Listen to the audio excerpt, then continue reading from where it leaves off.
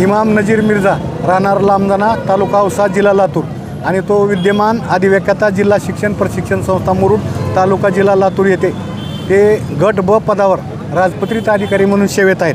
सेवेत असतानाही त्यांनी शासनाला तहसील औसा येथे खोटं शपथपत्र देऊन आणि उत्पन्नाची माहिती लपवून, खोटे उत्पन्न दाखवून, शेती असताना शेती नाही असं दाखवून आणि 8 लाखापेक्षा कमी उत्पन्न असल्याचे दाखवून आपल्या दोन्ही मुलाचे, साहिल आणि शाहिद या दोन्ही मुलाचं राज्य शासन आणि केंद्र शासनाचं EWS प्रमाणपत्र काढलं लाभासाठी आणि त्याचा लाभ घेतला. 11वी 12वीला शाहू महाविद्यालयामध्ये दोन्ही मुलाला प्रवेश दिला आणि आता MBBSला मुलगा शिकतोय या EWS प्रमाणपत्रावर. परंतु राजपत्रित अधिकाऱ्यांना EWS प्रमाणपत्र मिळत नाही.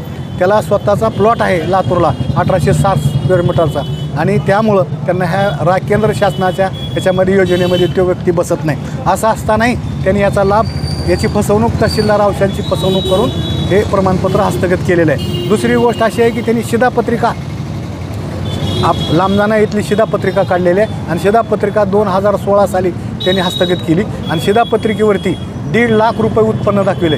परंतु ते राजपत्रित अधिकारी आहेत,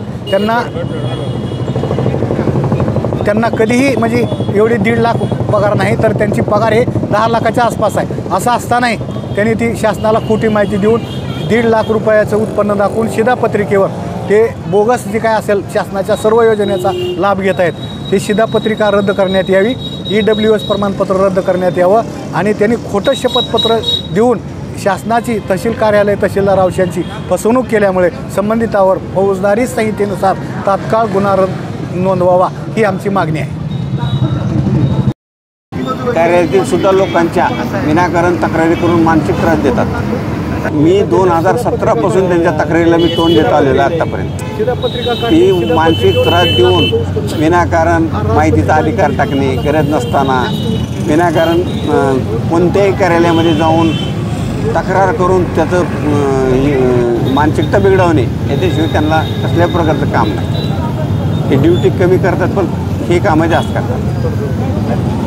कर्मचारी मी रिटायर झालेलो आहे आता. मी 2017 पासून अन्यासन केलेलं आहे.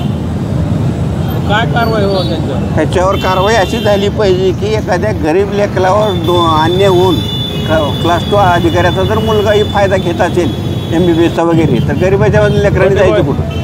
त्याचं तात्काळ EWS प्रमाणपत्र रद्द करावं आणि रद्द व्हावं, त्यांच्यावर गुन्हा दाखल व्हावा ही आमची अपेक्षा.